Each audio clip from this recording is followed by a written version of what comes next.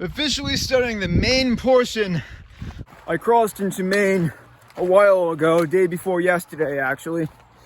But now I'm actually getting into the area that's maintained by the Maine Appalachian Trail Club, which is the very, very last club of like 40 which maintains the trail. So now it's starting to get slightly real, you know, the end of the trail is starting to very vaguely appear. Before I saw that 500 miles was left, it kind of felt like it was a very, very long time before I would finish. And I still felt that way after 1,000 miles, after 1,500 miles. Through the entire trail, I felt that way. I felt like the end was not at all in sight. And now the end is a very far way away. 300 miles still feels like 300 miles on such a long trail, but it's now feeling like it's in sight, which it hasn't before. Here's something funny. This is the first time I've hiked on the Appalachian Trail since south of the Whites. Generally, the Appalachian Trail inside the Whites and to the north of them have just followed other existing trails. So like the Mahoosic Trail or the Eastern Continental Trail, for instance. It was just that with the Appalachian Trail following that. But now I'm actually on a purpose-built Appalachian Trail. And I think I noticed the difference. It seems a lot less worn out, a lot less washed out.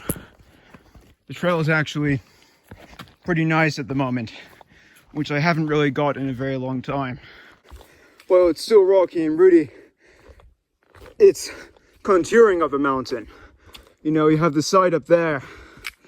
Instead of just going straight up the mountain, like has happened constantly ever since I got to New Hampshire, this is a lot less murderous.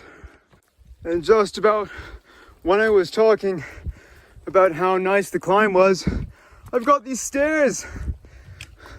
All these stairs up this little climb. Haven't seen stairs like that probably in the entire trail so far. Thank you so much, Maine Appalachian Trail Club.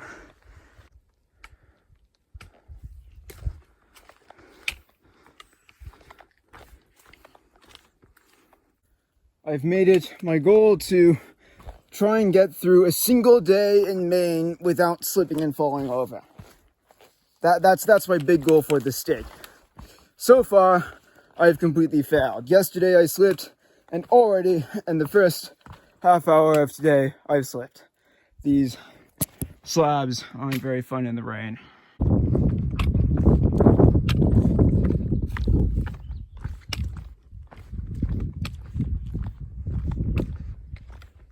Excuse me, mountain. I requested less slippery slabs. It seems like you've screwed me over. Gonna be honest, this is the most absolutely cool hiking Maine has given me so far, apart from maybe Mahoosic Notch. All these endless slabs.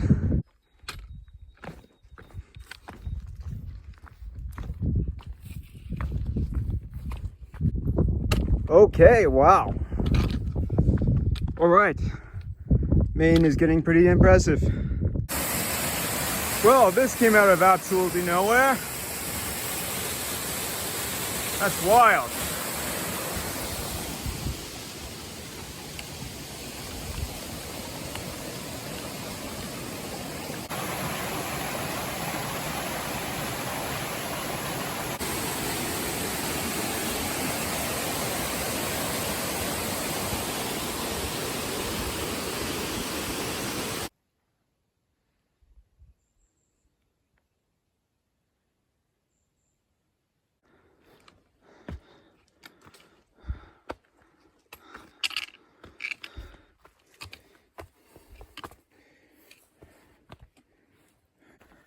Southern Maine is feeling a lot like Tennessee, maybe a steeper version of Tennessee. Not too many obstacles though. I really need to do a pretty big day today since I didn't really make as much as I expected yesterday. And I only have so many supplies. So that's been a worry of mine. I might have to do a 40-kilometer day again. And this terrain is going to be a great test of whether I can do it. I've seen all these little information things at each trailhead in Maine so far. I started in section 12, now I'm in section 10. Progress. I just passed my 5th group of southbounders today. You might still be able to hear them behind me. There's just been so many of them. Haven't seen a single northbounder since I left the last trailhead though. Southbounders are adorable.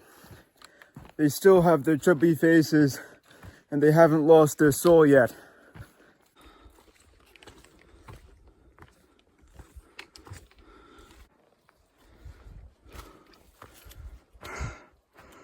I nominate the Bemis Mountain Blowdowns for being harder than Mahoosic Notch.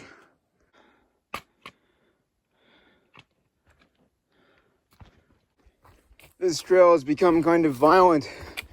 Just up and down and all over the place. Still not as bad as the whites though.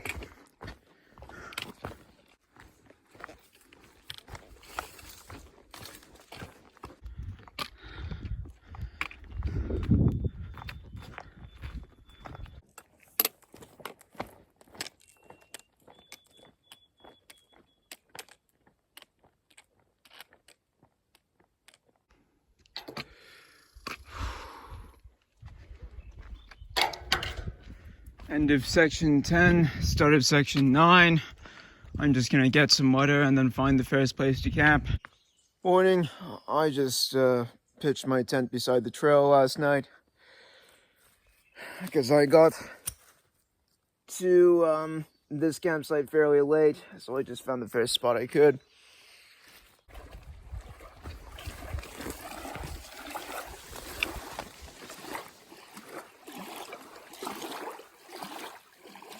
Here's something I learned about the Appalachian Trail, which also kind of applies to probably most long distance trails. In the first quarter of the trail, you are against the mountains. In the second quarter of the trail, you are going against the trail. In the third quarter of the trail, you are going against yourself. And in the fourth quarter of the trail, because it's the Appalachian Trail, you are going against the mountains again.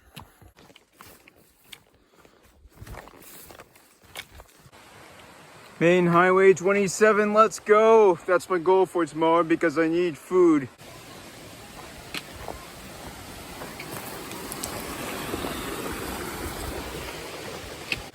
Got to section 8, and it is 32 miles long. Crap. Looks like I'll have to go over a lot of mountains.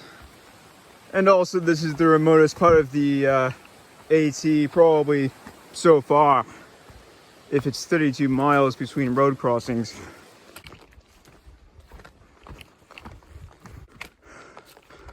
Well, I'm definitely going up a bloody long hill now. Not as bad as the whites though. Not nearly as bad. Here we go. The tree line. God damn, I'm already tired. Just climbing toward the summit of Saddleback, and it's way, way easier than I've been expecting. Really, really shows how tough the whites have been, but yeah, it's like been very, very straightforward. This above tree line stuff has been super easy. Weather's nice too, there's almost no wind. Look at that. A bunch of muggles enjoying the view. That's nice. Got here in about 2 hours from the last hut. This mountain really reminds me of this mountain in Virginia. I think it was called Carter's Knob. The first really big hill you climb after the Grayson Highlands. Although this is much better, and to be honest, it was actually easier to climb. Onward, down the range. So aside from the totally awesome views, I want to show you something. So there's a lot of these very large flat areas, and it kind of looks like on the map like my last 60, 70, 80 miles to Katahdin might be through one of those flat areas. And I also went through one of them this morning. So that's something I haven't really seen so far on the AT. Usually it's incredibly good at sticking to mountains, but it's getting worse and worse at it, which is pretty inspiring.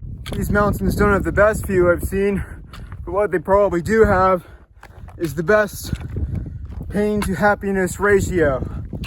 It's not that hard. It feels like I'm in the south again almost, apart from all these rocks. And the view is, of course, epic. Did the saddleback, did the horn, that's what I just summited. And now I'm going down to climb Saddleback Junior, which is gonna be the last hill of the day and the last hill on that range. That was such a good day. It's like, kind of like Big Bald actually, you know, way down south. Now it feels more like the Whites. Well, this shouldn't last for too long.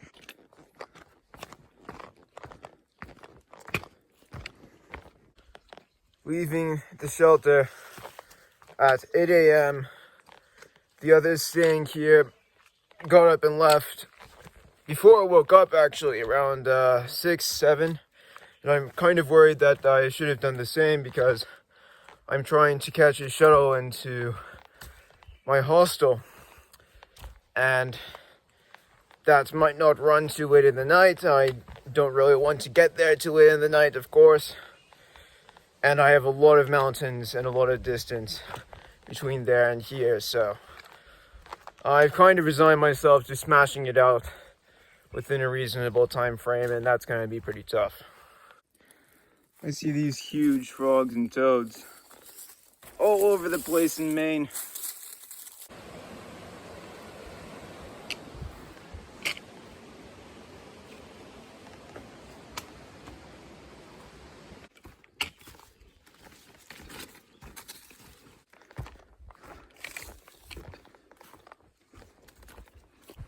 Look at this. So this is apparently the spot where the trail was finished, but more significantly, 2,054 miles. It's grown by 150 miles. How did that happen? I've got so many epic views from these alpine plains on top of peaks pretty much every day for the last 2 weeks until today. I'm on top of Spalding right now, and honestly, pretty boring. First view all day. It's okay, I guess. Just collected water. Oh, that's something. One of the only highlights of this range. Finally, some views. And those views turn out to be, unfortunately, of the next basically viewless set of mountain peaks I have to climb today. Well, I guess this place feels kind of remote, so that's pretty cool. Haven't really had that remote feeling since getting on the Appalachian Trail.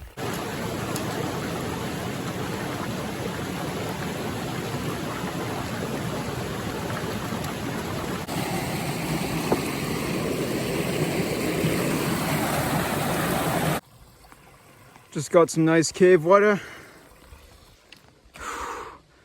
Second last serious climb of southern Maine. Let's do this.